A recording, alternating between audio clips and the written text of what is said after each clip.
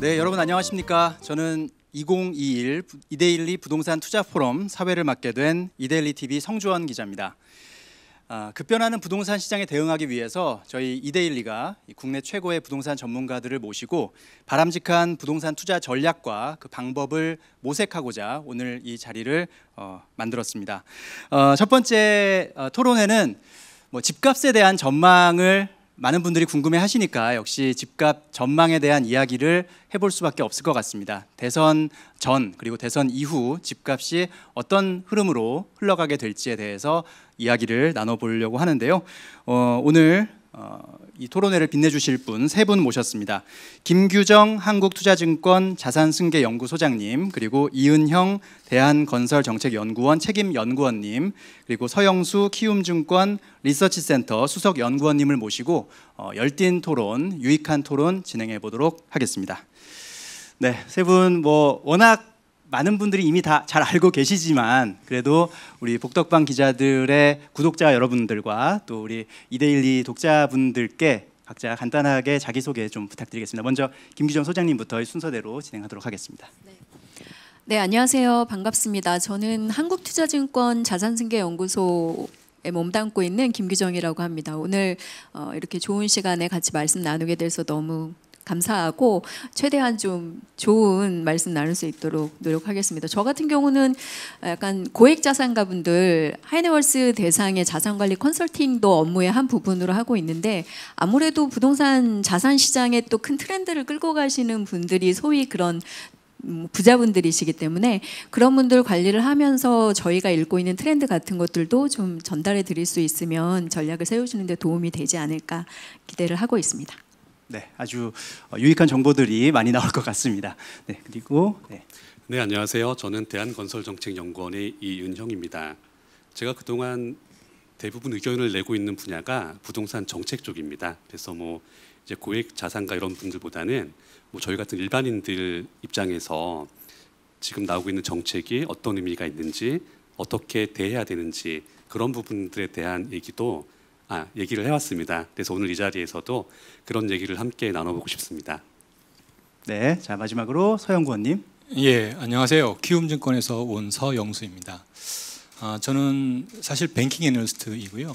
어차피 잘 아시겠지만 한국의 부동산 시장은 금융에 의해서 만들어졌기 때문에 금융에 대한 분석이 사실 상당히 필요합니다. 특히 중요한 거는 저는 다른 분들은 아마 이제 부동산이 어떤 게 오를 것인가 그런 것들을 많이 얘기해 계실 텐데, 저는 어떤 요인이 생기면 하락할 것인가, 일종의 크레딧 애널리스트와 좀 유사하다 볼 수 있을 것 같습니다. 그래서 제가 가능하면 말씀드릴 수 있는 내용은 어떤 요인에 의해서 언제쯤 가격이 하락할 수 있는지 그 부분들을 좀 설명을 좀 드릴 수 있도록 하겠습니다. 네, 감사합니다. 먼저 일단 워밍업 단계에서 일단은 지금 현재 상황을 조금 파악하는 게 제일 중요할 것 같아요. 그러니까 정부에서는 시장이 많이 안정화되고 있다 이런 이야기들을 주로 많이 하려고 하는 것 같고요. 또 시장에서는 너무 진짜 못 살겠다 이런 말씀들을 많이 하시는 것 같은데, 오늘도 아침에 그 부동산 시장 관계장관 회의에서 보니까 홍남기 부총리께서 그래도 이제 9월 셋째 주 들어서 조금 서울, 수도권 이런 시장의 상승세가 둔화되고 있고, 매매 수급 지수가 조금 하락하고 있고, 또 한국은행에서 발표하는 그 주택 가격 전망 심리 지수가 조금 하락하고 있다. 이런 이제 통계를 들면서 안정 쪽에 좀 무게를 두는 발언들을 하셨는데, 또 현장에서는 또 다르게 느끼실 수도 있거든요. 그래서 세 분 각자 좀 느끼시고 있는 그런 현재 시장이 좀 어떤 상황인지에 대한 좀 평가를 좀 먼저 부탁드리겠습니다. 이번 질문은 이 연구원님부터 답변해 주시면 감사하겠습니다.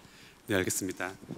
사실 지금 시점은 이전 한 20년 정도를 비춰보더라도 저 개인적인 입장에서는 지금처럼 전망이 쉬운 적이 없었습니다. 전망이 쉬운 적이? 네, 맞습니다. 네.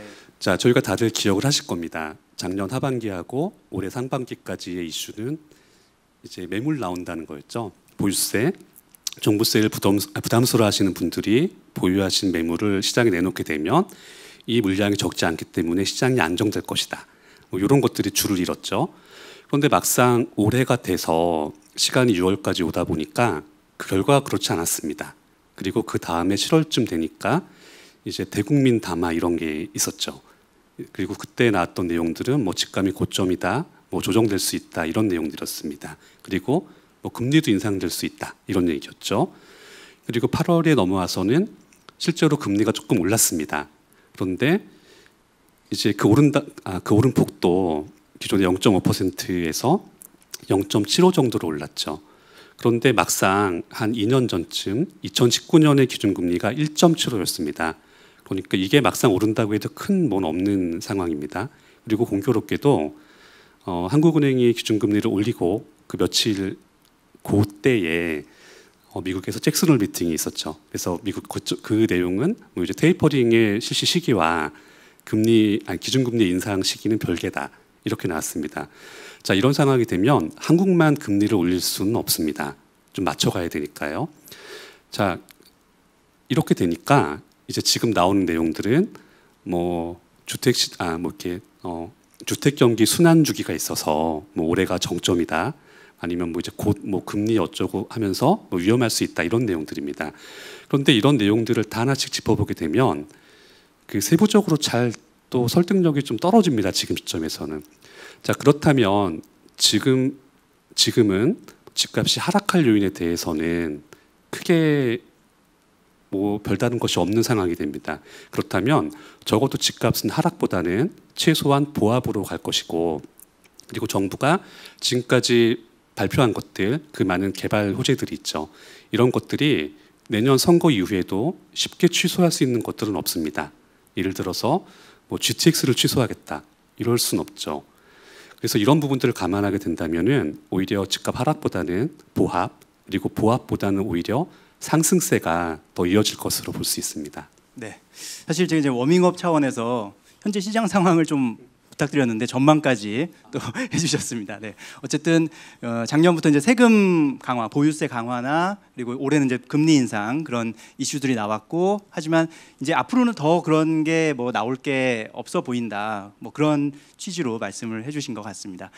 자, 서 연구원님 현재 시장 상황을 간단하게 뭐 좀 평가를 해주시죠. 말씀하신 것처럼 시장 상황과 전망은 사실 분석하기가 좀 쉽습니다. 과거와는 달리.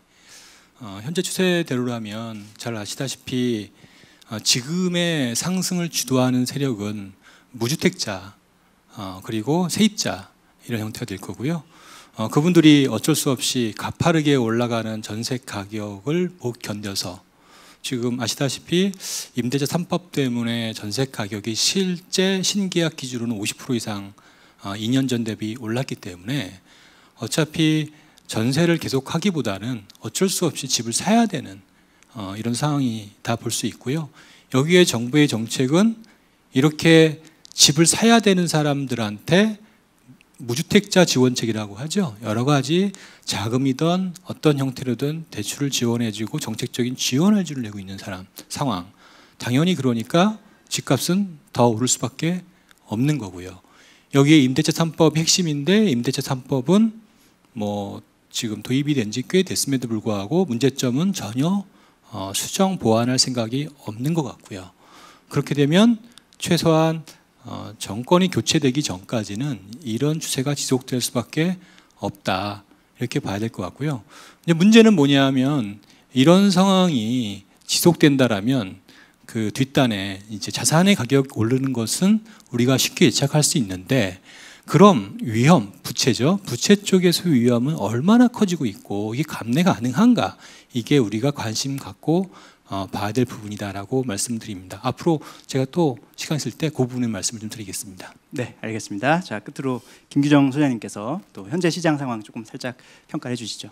네, 두 분 말씀에 저도 이제 대부분 다 공감을 하는 바인데, 뭐 아시는 것처럼 지금 이미 3분기까지 수도권 중심으로 주택 가격이 연간 두 자릿수 이상 상승률을 기록하고 있어요. 특히 수요자들이 더 선호하는 아파트 같은 경우는 더 높은 이제 폭등세를 계속 유지하고 있는데, 중요한 건 수요자 입장에서는 지금 사실 소득이나 자산 수준으로 감내하기 어려운 수준으로 가격이 너무 올랐고 이게 버블일지도 모른다라는 걱정을 하고 계심에도 사실 흐름상으로는 단기간 이제 아까 연구원님 말씀하신 것처럼 이제 공급 문제가 풀리기 전까지는 뚜렷한 하락 이제 전망이 어려우니 이런 리스크를 감내하면서도 계속 주택 마련에 뛰어들 수밖에 없는 상황이라는 거죠. 그래서 사실상 정부가 좀 굉장히 합리적이라고 생각했던 핀셋형 세금 규제나 대출 규제 같은 것들이 지금 어떻게 보면 빌라라던가 저가 주택의 가격까지 굉장히 끌어올리는 이런 좀 부작용을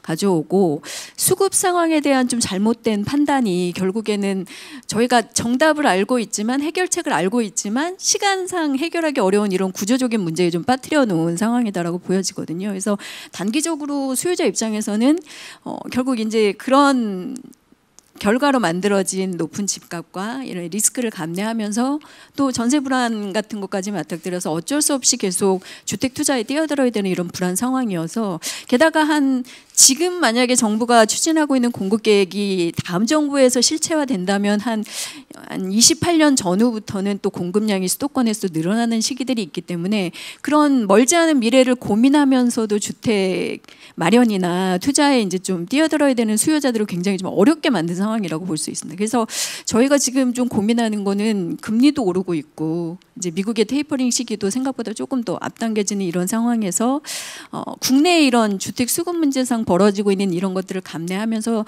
주택 마련이나 투자는 하지만 멀지 않은 미래의 가격 변동이나 이런 것들이 어떻게 대응을 할 거냐. 그리고 아까 이제 이사님이 말씀하신 것처럼 실수요자들에게도 더 어떻게 보면 가혹하게 가해지고 있는 규제 같은 것들을 어떻게 좀 최대한 해제하면서 내 집 마련을 할 거냐 이런 고민에 굉장히 좀 빠져 있는 상황이거든요. 그래서 저희가 단기적으로는 그런 것들을 좀 주택 공급이 실체화될 때까지 좀 해소할 수 있는 방안들을 계속 머리를 맞대고 같이 고민해야 되는 시기에 굉장히 직면해 있다라고 볼 수 있겠습니다.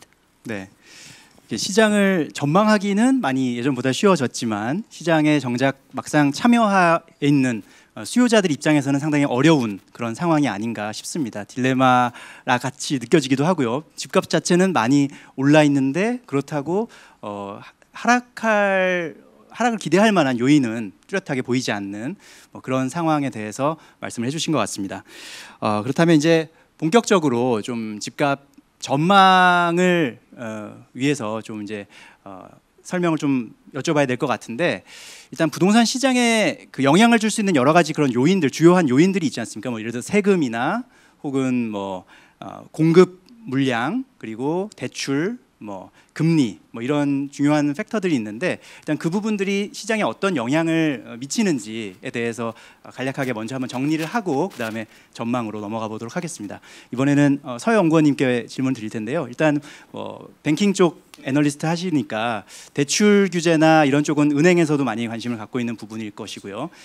마침 또 지금 금융당국에서 대출 규제에 또 힘을 쏟고 있고 이런 상황에서 대출 규제와 또 금리 인상 이런 부분이 부동산 시장에 어떤 영향을 미치는지 좀 그 메커니즘 좀 설명해 주시죠. 우선 최근 들어서 이제 집을 구매할 때 자기 자금으로 구매하는 게 있고 이제 외부 자금으로 타인 자금에 이제 그걸 모아서 이제 집을 구매하는데 그때 비율을 계산해 보면 대략 한 30% 정도가 자기 자금, 나머지 70% 정도가 타인 자본 이렇게 볼 겁니다.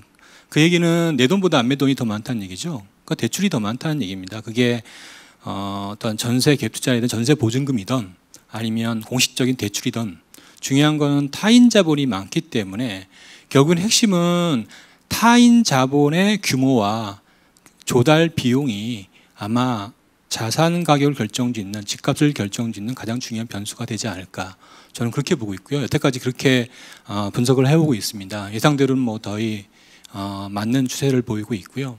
자, 그러면은 이제 우리가 알아야 될 게 최근에 전개되고 있는 대출의 규제 이 부분이 과연 얼마나 영향을 미칠 것인가 이 부분을 이제 고민해야 되는데요. 자, 그렇다면 전체 타인 자본 조달 중에서 대출의 비중은 또 얼마일까?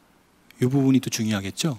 최근 들어서 본다라면 타인 자본 조달 중에서 대출의 비중은 한 3분의 1 정도밖에 안 돼요.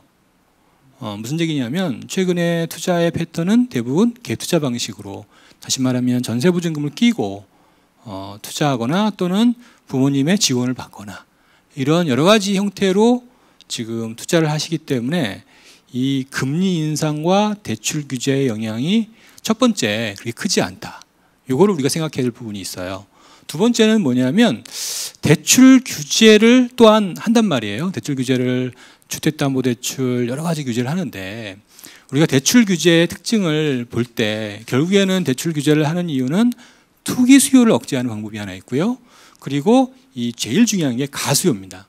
이 가수요를 억제해야 되는 게 하나 있고요. 마지막으로 실수요에 대한 부분들에 대한 억제인데 현실적으로 정부가 이걸 다 나눠서 규제한다는 게 불가능합니다. 현재의 시스템에서는 그래서 대출을 규제하면 그대로 풍선 효과로 다른 쪽으로 번져서 나올 수밖에 없는 구조예요. 그래서 대출을 아무리 규제해봐야 지금 5%도 맞추기, 지금 목표가 5에서 6%잖아요. 타겟이 5에서 6%인데 이것도 맞추기 지금 어려운 상황이고요. 그래서 정부의 규제의 효과는 그저 뭐 생색내기 정도에 끝날 가능성이 높다. 그러면 답은 없냐? 답은 있습니다. 답은 구조적으로 바꿔야 되는데 그거는 적어도 현 정부에서는 아마 진행하기 어려울 것 같다. 예, 뭐 이 정도로 말씀드리겠습니다. 네. 말씀하시는 중간 지금 이제 실시간으로 이제 복덕방 기자들에서 생중계되고 있는데 댓글 창에 올라온 질문 살짝 뭐 당장 뭐 답을 여쭤보는 건 아니고요. 이런 질문이 올라왔다는 거 일단 먼저 말씀드리겠습니다. 부자 남자님께서 지금 집 살까요 말까요? 무주택자입니다. 뭐 이런 지금 궁금증을 가지시면서 시청하고 있다는 거 염두에 두시고요. 또 영어로 닉네임이 있네요. 이브 심시마블님, 네, 정확히 읽었는지 모르겠습니다. 대선 이후나 앞으로 몇 년 동안의 집값 변동성이 궁금하네요. 앞으로 이제 장기적인 집값의 흐름에 대해서 좀 궁금해하시는 것 같습니다. 이런 분들이 이제 보고 계시니까 잘 참고가 될 수 있는 답변을 해주시면 좋을 것 같고요. 앞서서 이제 서영구 의원님께서 대출 규제 관련해서 이제 그런 말씀들 조언을 해주셨는데, 김규정 소장님과 이은영 연구원님께는 뭐 보유세 강화나 혹은 임대차 3법 그리고 지금 정부의 주택 공급 물량 뭐 확대 노력 뭐 이런 부분들이 시장에 어떤 영향을 미칠 수 있는지 이런 부분들 중심으로 좀 답변을 해주시면 좋을 것 같습니다. 먼저 소장님부터요. 네. 일단 아까 이사님이 말씀하신 것 중에 잠깐만 덧붙이자면 저도 이제 금리 부분에서의 영향력은 동일하게 이제 과거처럼 크지는 않을 거다라는데 동의를 하는데 대출 규제 부분은 좀 지속적으로 계속 강화가 된다면 아까 이사님도 지적하신 것처럼 대출 의존도가 그래도 좀 더 높은 실수요 서민층 이제 처음 내 집 마련하거나 뭐 1주택 2동 갈아타기를 하시는 이제 일반적인 저희 같은 대중 수요에 있어서는 좀 타격이 있을 수 있다라고 생각을 하거든요. 그리고 이제 지금 저희가 계속 자영업자들의 대출 부채 문제들이 좀 불거지게 되면 말씀하신 것처럼 좀 전방위적인 이제 총량 규제를 하다 보니까 주택담보대출이나 전세대출 같은 것까지 어려워지면서 실수요자들이 결국 이제 자금 마련에 어려움을 겪게 되고 그러면 최근에 주택시장에 이제 중저가 주택으로라도 내 집 마련을 하려고 움직이고 계신 실수요자분들은 아무래도 좀 더 영향을 받을 수밖에 없어서 표면적으로는 그러니까 주택시장의 문제가 해결돼서 가격이 안정된다기보다는 자금 마련이 어려워지면서 실수요자들이 내 집 마련 이제 포기를 하거나 실패하게 되면서 수치적으로는 좀 안정되는 것처럼 보이게 될 수도 있거든요. 그래서 이 대출 규제 문제에 있어서는 이사님도 지적하신 것처럼 실수요자들은 어떻게 계속 내 집 마련이나 자산 축적을 할 수 있게 도와주면서 저희가 부채 총량 관리를 할 거냐 뭐 이런 문제가 굉장히 좀 중요해질 거다라는 생각이 좀 들어서 좀 구현을 했고요. 주택 이제 세금 문제나 공급 문제 같은 것들은 워낙 잘 아시겠지만 지금 저희가 다주택자 특히 이제 고가주택에 관련된 투기 수요 억제 차원에서 핀셋형 세금 규제나 대출 규제를 계속 쓰면서 사실상 그런 핀셋형 규제들이 오히려 지역 금액에 따라서 주택들을 계속 풍선 효과에 따라서 전체적으로 가격 상승으로 끌고 가는 문제들이 벌어졌는데 물론 여기서 좀 전세 시장의 수급 문제나 주택 수급 문제가 달랐다면 또 효과를 좀 더 있었겠지만 저희가 기본적으로 주택 수급에 대한 판단이 좀 제대로 되지 않은 상황에서 이제 이런 규제들을 핀세트형으로 쓰다 보니까 결과적으로는 굉장히 좀 이제 부작용만 커진 실패된 현실로 이제 남게 됐는데, 사실 그렇다 하더라도 이 규제들을 풀기는 어렵겠다라는 전망입니다. 솔직히 저희가 이제 보유세라던가 아니면 뭐 단기적인 다주택 수요의 차단을 위해서라도 강화해 놓은 취득세나 뭐 거래세를 풀기는 좀 어렵잖아요. 그래서 이런 것들은 계속 좀 유지될 거다라고 보면, 지금 주택 시장에 나타나고 있는 굉장히 좀 거래가 되지 않으면서 가격은 또 계속 일부 거래권의 불안 심리들이 이제 가중되면서 신고점을 경신하는 이런 문제들이 해결되기가 어려울 거다란 말이죠. 그래서 오히려 이런 것들에 대한 전망들이 좀 좋지 않다 보니까 저는 오히려 다음 정부에서는 저희가 이제 한시적으로 일반과세 이제 유예 기간을 두면서 다주택자들의 매물을 시장이 좀 끌어냈었던 그때의 전략을 다시 한번 좀 써야 될 때가 아닌가라는 생각을 하고 있거든요. 그래서 물론 이제 저희가 다주택자가 더 많아질 수 있는 것들을 고려하면 단기간 이제 세금을 이제 뭐 지금의 중과보다는 좀 조절하더라도 그런 게 쉽지 않은 상황이다 보니까 한시적으로라도 그런 물건들을 좀 끌어내서 지금 저희가 초기 단계에서 진행하고 있는 주택 공급 확대나 뭐 이런 것들의 시너지 효과를 낼 수 있도록 좀 거래를 좀 끌어내는, 매물을 좀 증가시키는 이런 것들이 좀 필요하다고 생각을 합니다. 저희가 신축 공급은 시간이 걸릴 수밖에 없기 때문에 사실 주택 시장의 거래나 물량을 증가시키는 방법은 신축이 아니면 기존 매물 시장의 거래를 이제 늘려야 되는 거기 때문에 그런 부분에 한시적인 이제 중과 유예 같은 것들을 조금 효율적으로 사용해서 거래를 좀 끌어내는 것들이 좀 필요하다라고 생각을 하고요.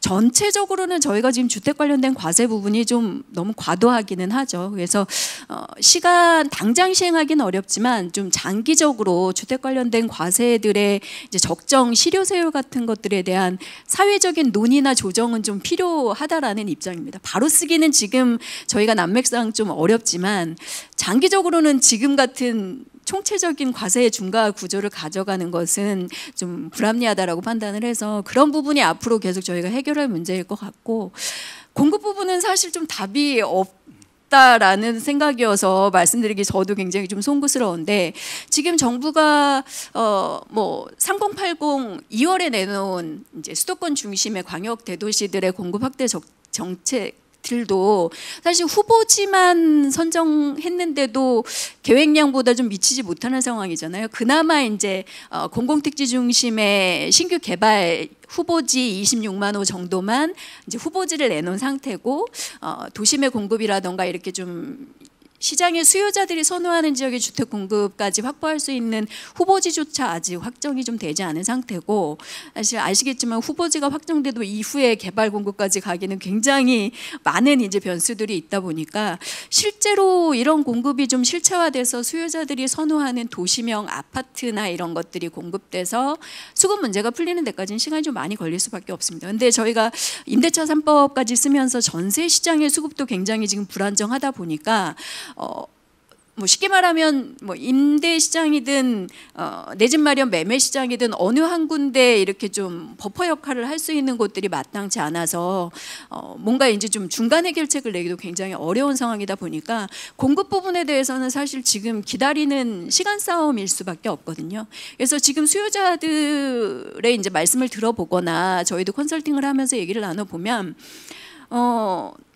당장은 떨어지지 않을 거다라고 생각들은 하시는데, 사실 이게 또 공급이 실체화되면 언젠가는 조정을 받을 건데, 조정을 받을 때는 지금 이제 따라오르고 있는 뭐 수도권의 외곽이나 지방에 상대적으로 좀 비선호 지역의 주택들이나 혹은 최근에 거래량 급증하면서 가격 따라오르고 있는 뭐 빌라라던가 이렇게 좀 아파트보다는 선호도가 떨어지는 상품들이 먼저 가격 조정이나 타격에 노출될 거다라는 생각들을 하고 이제 이미 걱정들을 하고 계신 상태거든요. 그래서 저희가 그런 좀 그렇게 멀지만은 않은 미래를 생각하면서 지금 공급은 빨리 해야 하지만 그런 미래들을 좀 돌아보면서 정책을 실현해야 되는 굉장히 어려운 구조적인 문제를 안고 있다 보니까 이런 것들에 대한 이제 사회적인 논의나 조정 같은 것들이 좀 더 활발해야 되는 상황이다라고 생각을 하고 있습니다.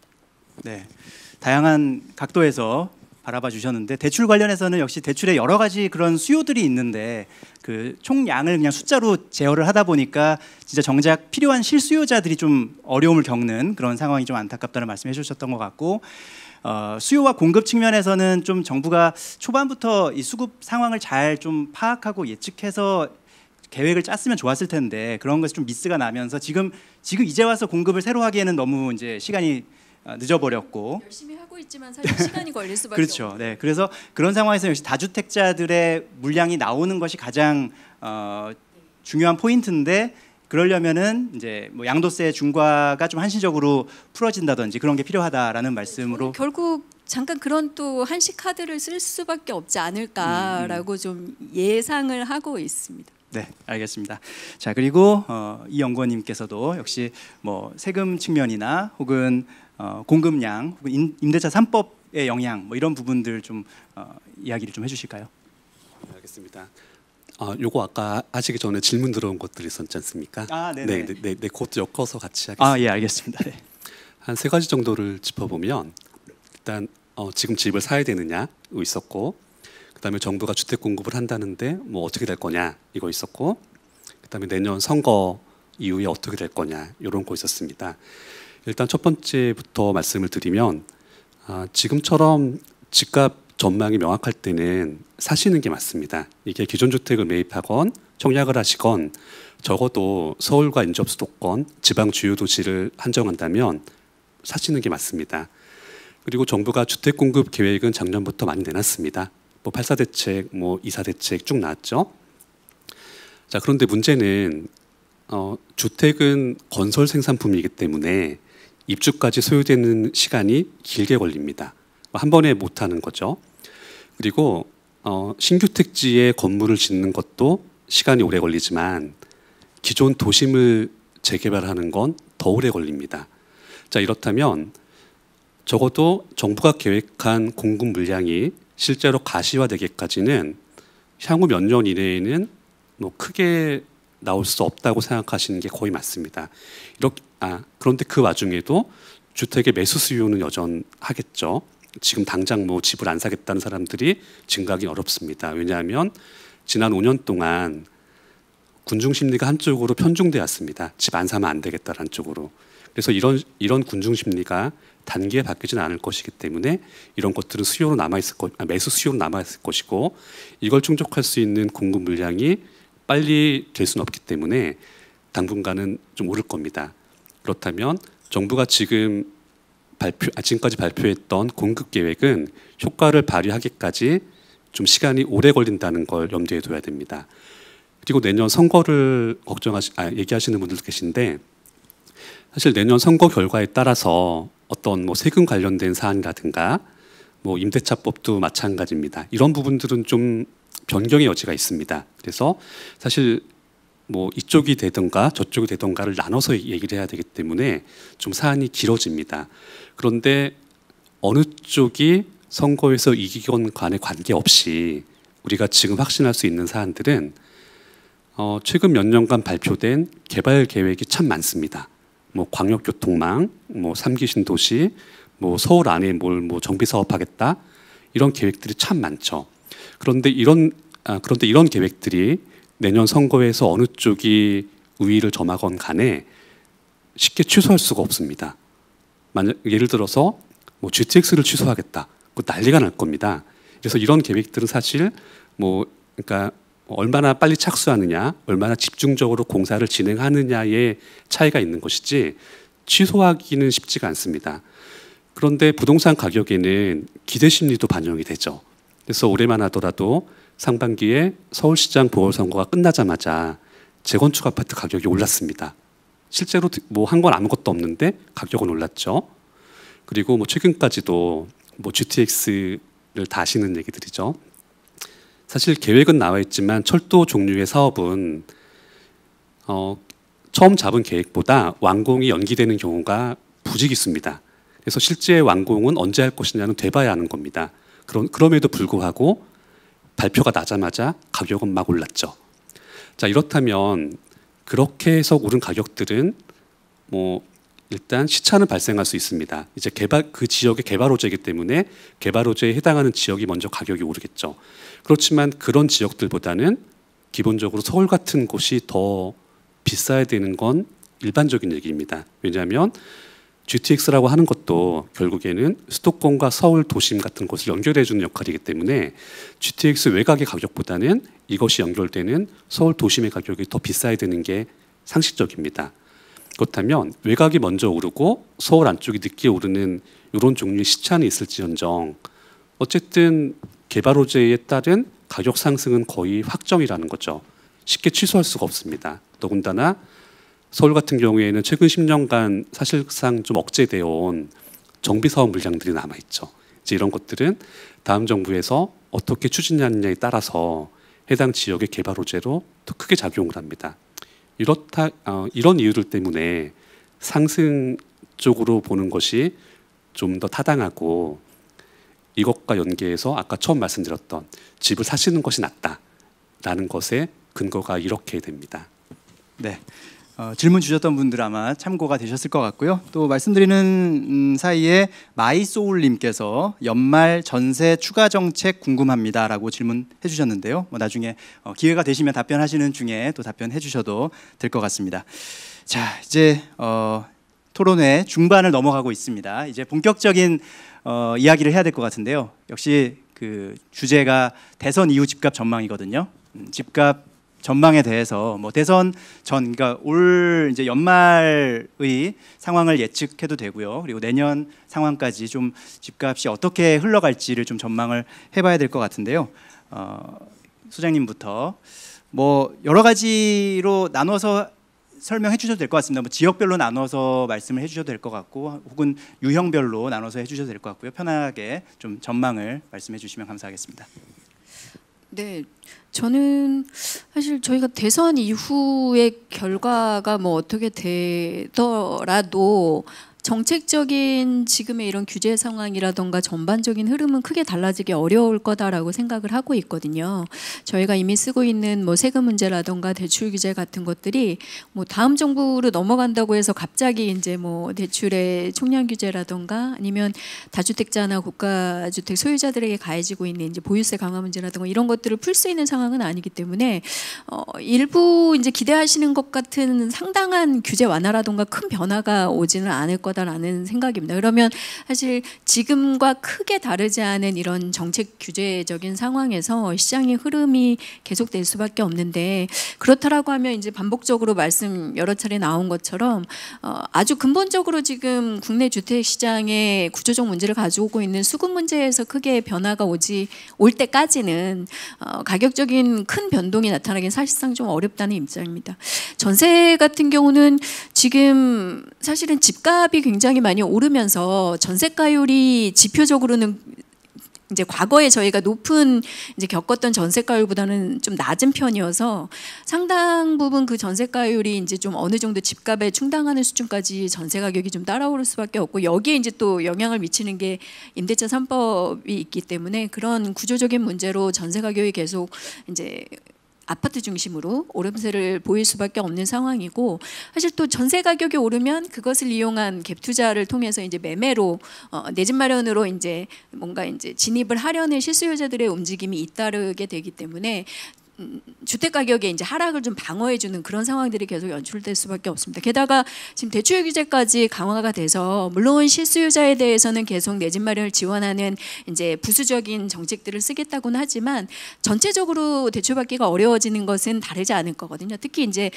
차주 세대주 대출자 중심의 DSR 관리 같은 것들이 생각보다 이제 좀 더 빠르게 이제 강화가 되게 되면 어쨌든 자금 마련이 어려워진 주택 수요자들, 무주택자의 경우에는 좀 과하게 단적으로 표현해서 전세를 낀 갭 투자가 아니면 내 집 마련하기 굉장히 어려워질 거거든요. 청약 뭐 특별 공급 같은 것들 당첨되는 분들을 제외한다면. 그래서 그런 구조적인 문제로 전세 가격 상승, 갭 투자를 통한 중저가 매매, 내 집 마련 이런 것들이 반복되면서 공급이 확실히 좀 풀리기 전까지는 가격 오름세가 계속 될 건데 공급은 아까 단기간 어렵다고 뭐 워낙 잘 설명을 해주셨기 때문에 그 기간 동안 좀 크게 풀리기는 어려운 상황이다라고 생각합니다. 그래서 정부가 내놓을 수 있는 정책적인 부분 최근에 이제 시장에서 언급된 것들을 보면 임대차 3법에서 2중 3중 가격의 부작용을 낳고 있는 전월세 상한제의 이제 적용 부분을 좀 조정하는 그런 이슈들이 제기가 되기도 했었는데 사실 그 카드는 저는 개인적으로는 굉장히 더 위험하다라고 판단이 되거든요. 신규 전세까지 뭔가 상한제를 확대해서 이런 적용하는 언급이 있었는데 그렇게 된다면 오히려 저는 최근에 이제 벌어졌던 것처럼 다주택자들이 전세를 내놓지 않고 뭐 비워놓는다거나 가족들이 이제 사용하는 식으로 대응을 하게 되면서 도심 아파트 중심의 전세 부족, 월세화 이런 것들은 더 심해질 수 있다라고 좀 걱정을 하는 편이어서 오히려 그런 것보다는 최근에 좀 다주택자들 어쨌든 민간 사이드의 임대주택 공급에서 조금 제약을 가져왔던 주택임대사업자에 대한 규제 강화나 혜택 축소 이런 부분들을 다시 좀 검토해야 되지 않나라고 생각을 합니다.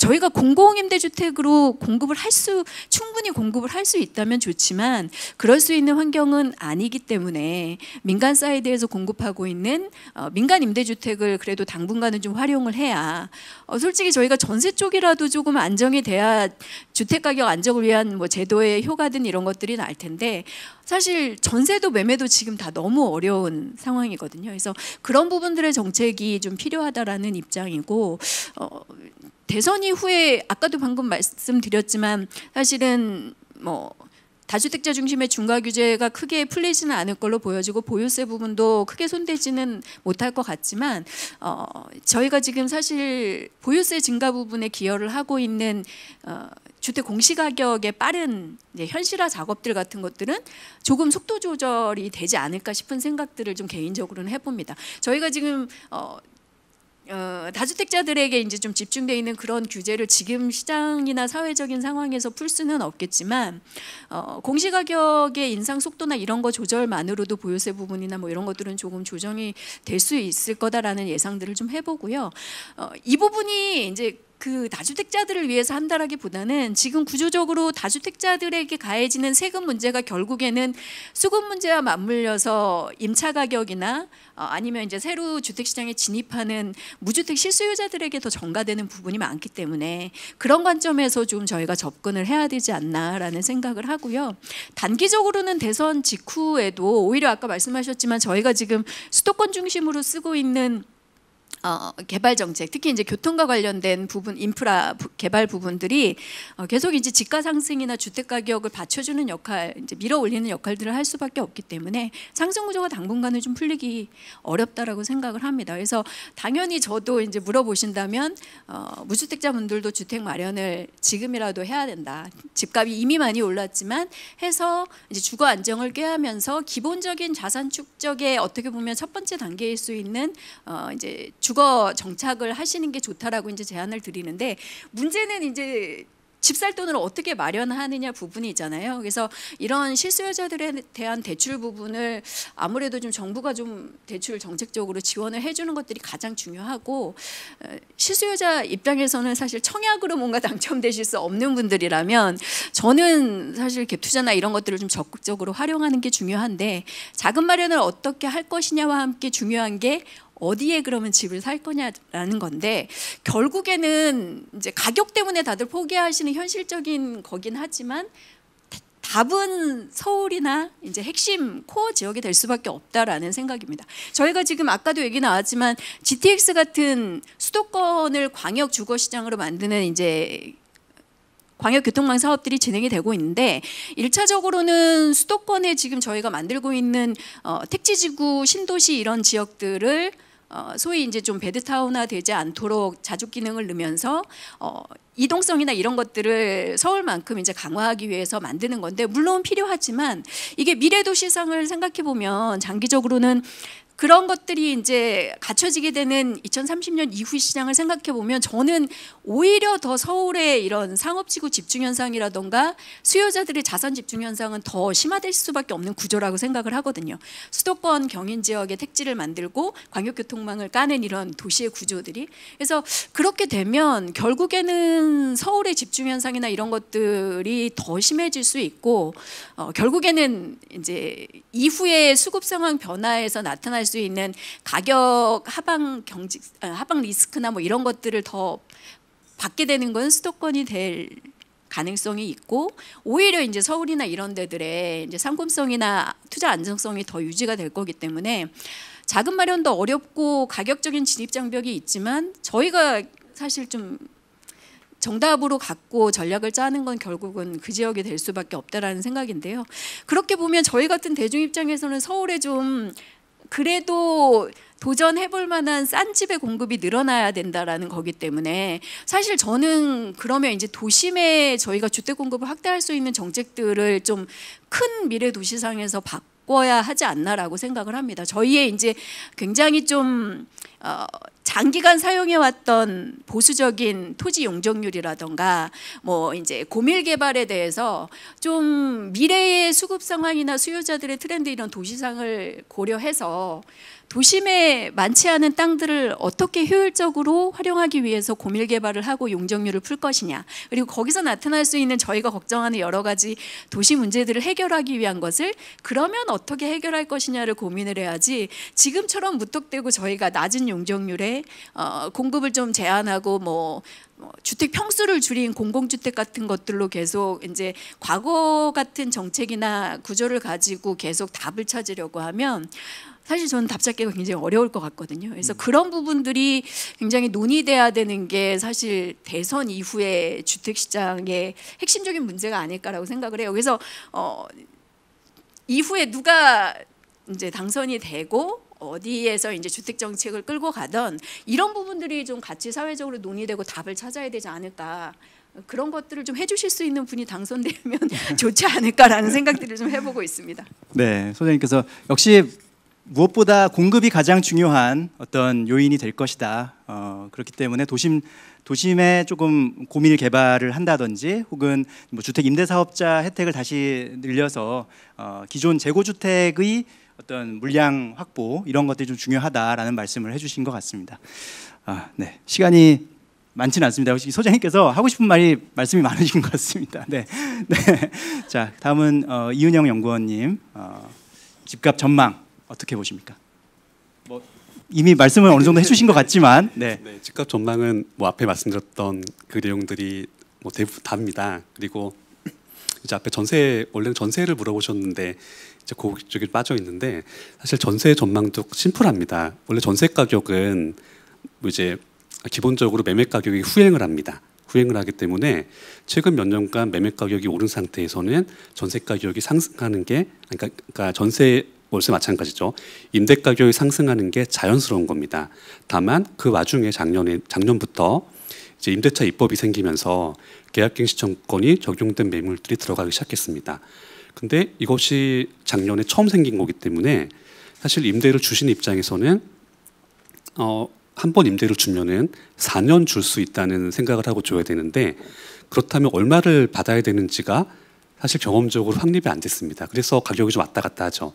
그런데 내년 하반기부터는 계약갱신 청구권을 사용한 매물들이 그 청구권의 사용이 끝나는 경우가 발생을 하기 시작합니다. 그럼 그때부터 이 매물들은 당연히 시세에 맞춰서 임대 가격이 오르겠죠. 그래서 어차피 이렇게 임대 가격도 오를 거라면 집을 사시는 게 더 현명한 선택이고, 그리고 이렇게 생각하시는 분들이 많아지실수록 주택 매수에 대한 수요는 늘어나기 때문에 결국은 또 오른다는 얘기로 갈 수밖에 없습니다. 네, 뭐 오르니까 사야 된다라는 말씀은 충분히 아마 많은 시청자분들이 이해하실 텐데 어떻게 사냐 아마 이런 생각도 많이 하실 겁니다. 지금 뭐 대출도 조여놓고 했는데 어떻게 지금 살 수 있는 방법이 없다 아마 이런 생각을 하시는 분도 많이 계실 것 같습니다. 잠시 후에 그런 또 해법도 좀 제시를 해주시면 좋을 것 같고요. 자, 마지막으로 서 연구원님 집값 전망 좀 말씀 부탁드리겠습니다. 이제는 좀 반대의 관점에서 말씀을 좀 드려야 되겠네요. 우리가 이제 어떤 얘기를 할 때 바텀업 어프로치라고 해서 밑에서 하나씩 올리는 방법이 있고요. 위에서 하나를 내려보다 보는 게 있습니다. 그래서 바텀업 어프로치를 해서 하나하나 이게 다 맞다 쌓잖아요. 그러면 큰 그림에서 뭐가 새로운 게 만들어지겠죠. 근데 그게 시장에서 원하지 않거나 또는 도저히 있을 수 없는 사건이 생긴다든지 이러면은 어찌 보면 이 바텀업 어프로치가 사실상 의미가 없을 수도 있어요. 제가 왜 이런 얘기를 드리냐면 저도 집값 전망을 우리가 한다라면은 최소한 2년간은 매년 10에서 20% 두 자릿수의 상승을 기록할 것 같다. 이게 이제 제가 갖고 있는 생각인데, 자 그러면은 2년 뒤, 3년 뒤에는 어떤 그림이 그려질까? 이거를 좀 우리가 봐야 돼요. 어차피 가계의 소득은 평균적으로는 별로 오르는 게 없어요. 뭐 아시다시피 1%, 2% 오른 정도란 말이에요. 그럼 자산이 그렇게 오른다는 얘기는 그거는 결국에 부채의 힘에 의해서 오른다는 뜻이거든요. 그러면 지금 올해도 보면은 부채 증가율이 한 12% 정도 공식적인 통계가 나오는데 전세보증금 부채까지 하면 아마 15에서 20%까지 될 것 같아요. 왜냐하면 뭐 집값이 20% 넘게 올랐으니까. 그렇죠? 근데 이런 기준으로 저희가 추정해 보면 가장 보수적으로 추정했을 때 한국의 가계부채는 대략 3,200조 정도가 나오거든요. 공식적인 부채하고는 틀리게 공식적인 부채가 2,000조지만 그런 전세보증금 같은 이런 숨겨진 부채를 포함하면 3,200조 정도 된단 말이에요. 근데 이게 매년 10%에서 15% 정도 계속 올라간다고 가정해 보자고요. 그래서 보수적으로 10%가 오른다. 그랬을 때 2023년도에 4,000조가 됩니다. 4,000조면 어느 정도냐면 GDP의 200% 정도 되고요. 이거를 정부 부채하고 합치게 되면은 대략 GDP의 한 270% 정도에서 300% 사이가 될 것 같아요. 그러면 전 세계에서 우리나라가 가장 가계부채가 많은 나라가 되는 거예요. 양적으로. 두 번째, 지금 우리나라의 지금 집값의 매수 형태가 어떤 형태냐면은 그야말로 과거에 2008년 금융위기 발생했을 때 CDO, CDS 이런 형태예요. 왜냐? 지금 갭투자로 지금 구매하잖아요. 갭투자라는 거는 임대보증금으로. 임대보증금은 사적 거래의 채무예요. 이거는 얼마가 되는지, 어떻게 되는지, 신용도가 어떻게 되는지, 만기는 2년짜리에.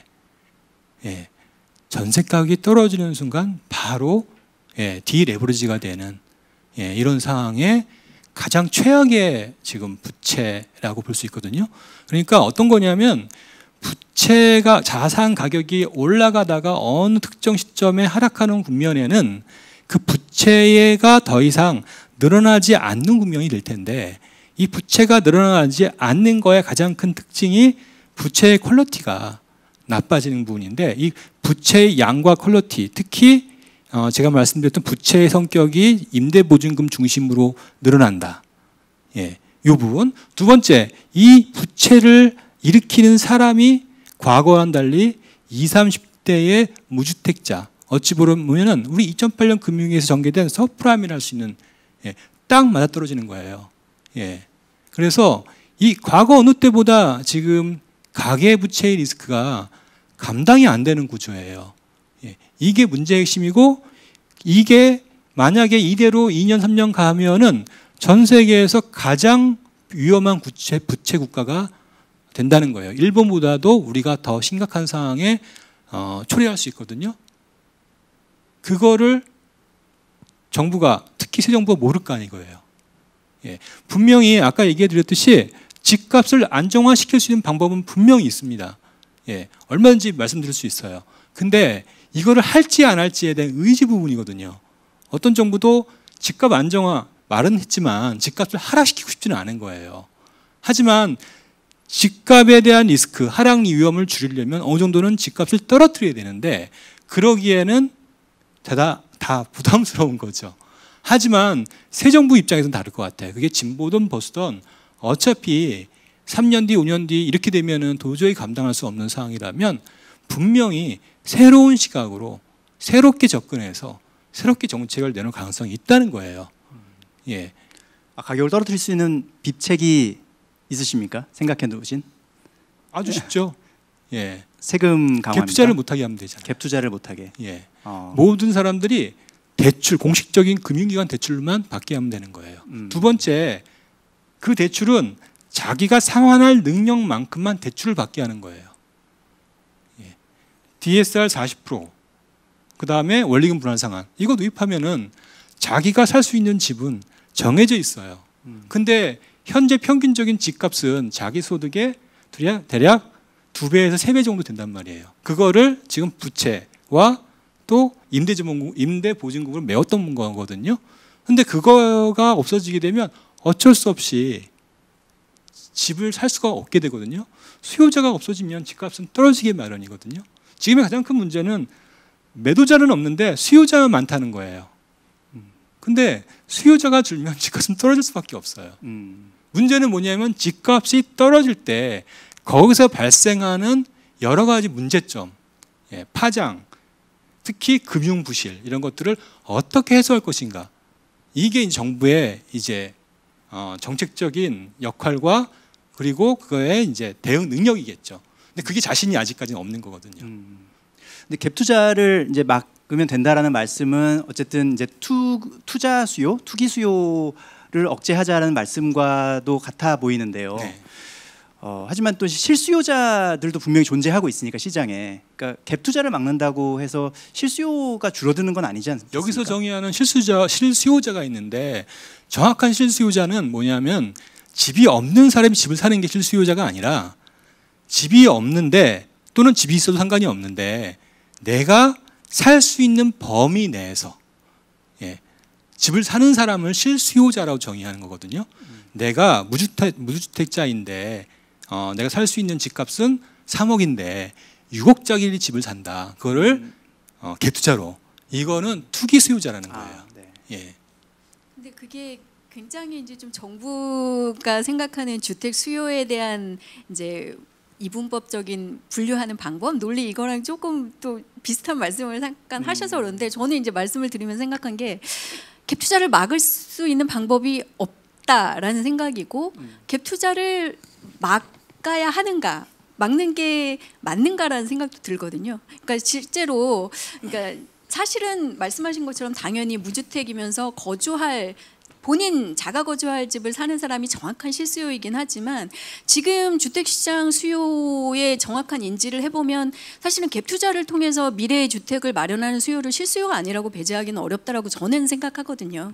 그런 관점이면 사실은 현실적으로 막을 수도 없지만 갭 투자를 막는 게 사실 능사는 아니다라는 판단이어서 조금 이제 다른 말씀을 좀 드리고 싶다는 생각을 했고 실제로 저희가 갭 투자를 좀 막는 대출 규제라던가 아니면 DSR 이제 강화 부분은 사실 지금도 이미 대책으로 나와서 단계별로 추진 중이잖아요. 그래서 그렇게 갈 건데 사실은 아까 제가 좀 말씀을 드리면서 든 생각은 이후에 답변 드릴 거랑도 비슷하지만 사실 저희가 이번 정부의 정책이 이제 예상과 다른 이제 예상한 효과를 못 내고 부작용으로 간 것이 수요 시장 자체에 대한 이해나 분석을 좀 잘못했기 때문이다라고 생각을 하거든요.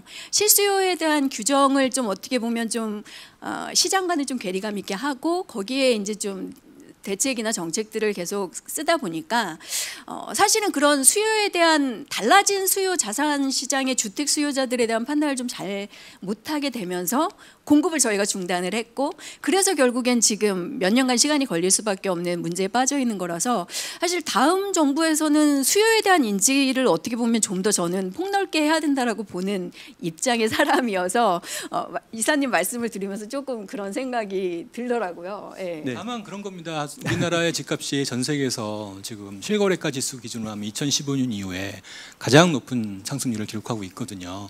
그리고 부채의 리스크도 가장 높고 가장 많고요. 그렇게 된 가장 결정적인 이유는 우리 2018년도에 현 정부도 DSR 도입하려고 했었잖아요. 근데 DSR 결국에는 실질적으로 별 의미 없이 도입했던 거거든요. DSR의 도입의 가장 근본적인 취지가 뭐냐면요. 다른 게 아닙니다. 무리하게 집 사는 걸 막는, 다시 말하면 투기 수요, 투기적인 목적으로 집 사는 걸 막는 핵심이 DSR이거든요. 따라서 이거 계획대로 도입하면 집값은 안정화될 수밖에 없는 거거든요. 근데 그거를 결국에는 이런저런 이유로 결국에는 계속 늦추거나 예외를 두거나 그러다가 지금까지 이 사달이 난 거죠.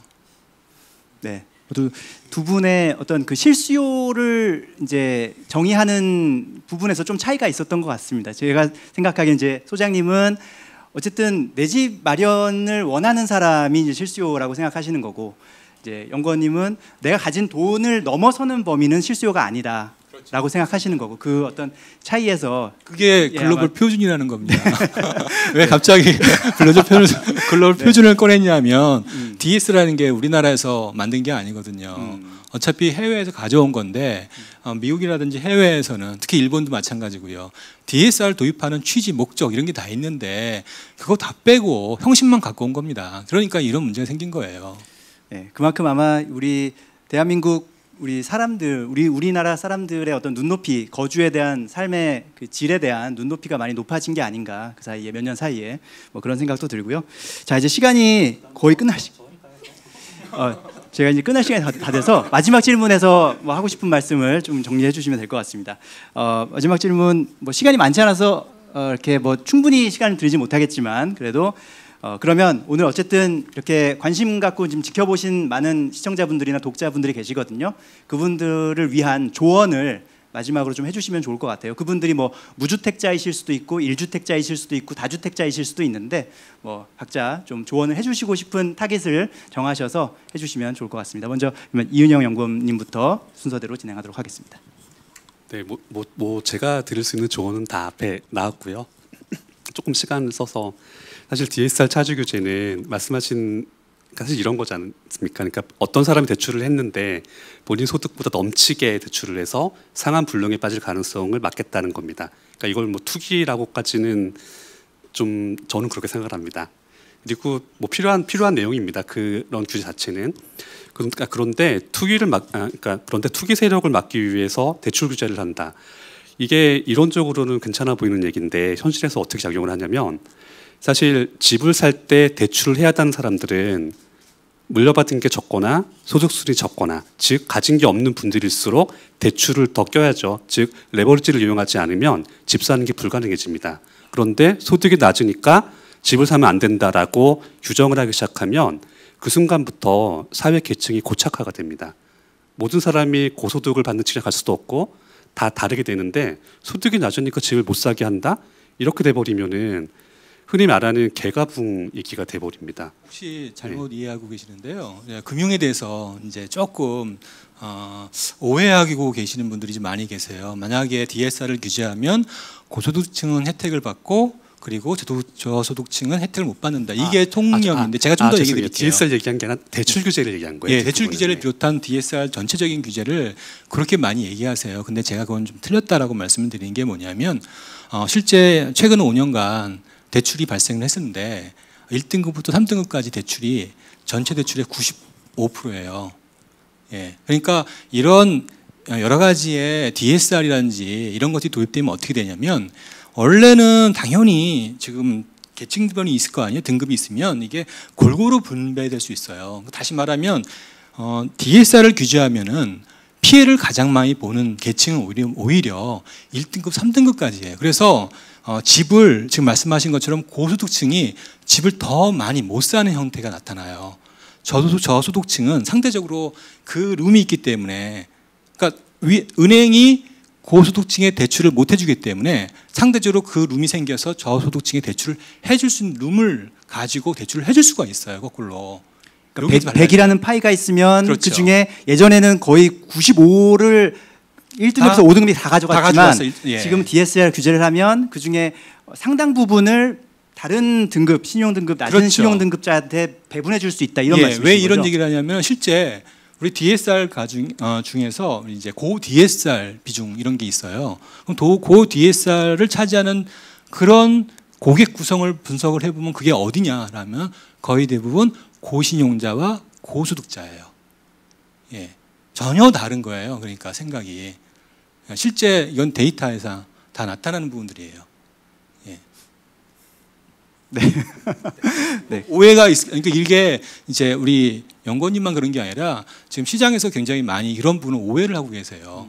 예, 그래서 지금 말씀을 드리는 거니까. 투자를 막는 것도 저는 동의하지 않습니다. 뭐 충분히 뭐 그럴 수 있죠. 그러니까 대출 총량을 규제하는 상황 속에서 DSLR을 그렇게 규제한다면 조금 더 이렇게 분배가 되는 그런 효과가 있을 것 같네요. 만약에 총량을 규제하지 않은 상태에서 하게 되면은 또 달라질 수 있겠지만요. 네. 연구원님 아직 말씀 계속 시간 넘기시겠습니까? 네, 그러면 연구원님께서 마지막으로 말씀드리고 싶은 거는 어쨌든 지금 분명히 자산 가격은 오르는데 그만큼 위험도 따라 오른다는 점이고요. 결국에는 그 위험이 얼마까지 언제까지 오를지에 대해서는 현실적으로 예측하기는 좀 어렵습니다. 정부가 한 가지 확실한 거는 그 위험에 대해서 상당히 걱정을 하기 시작했다. 요게 이제 한 가지 확실한 거고요.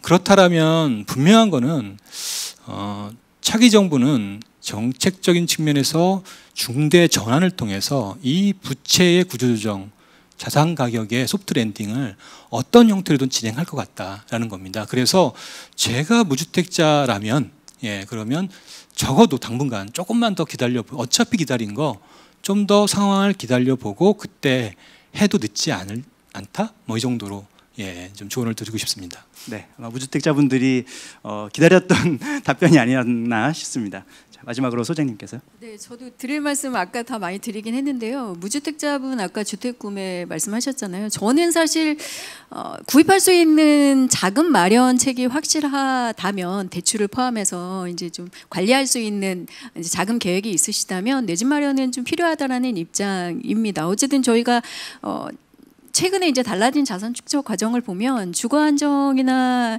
이런 것들을 일차적으로 같이 관리하지 않으면서 자산을 모으기가 굉장히 어렵잖아요.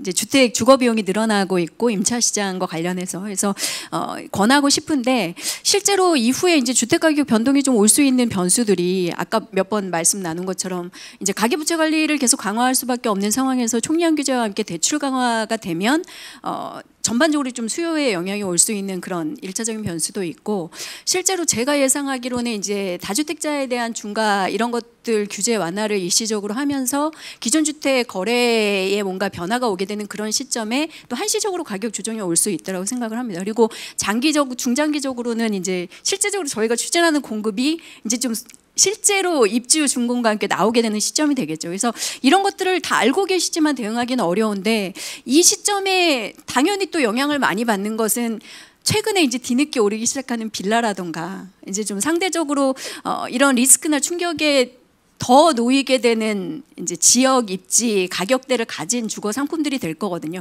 어쩔 수 없이 그런 것들로 지금 주택 마련을 하시지만 그런 데에서 먼저 충격이 오는 그런 미래상은 좀 다들 예측을 하고 계시기 때문에 그런 것들을 좀 그래도 최대한 가능한 한 선별을 해서 내 집 마련을 하시고 이후의 변수들을 좀 계속 염두에 두시는 것들이 필요한 시점이 아닐까라고 생각을 합니다.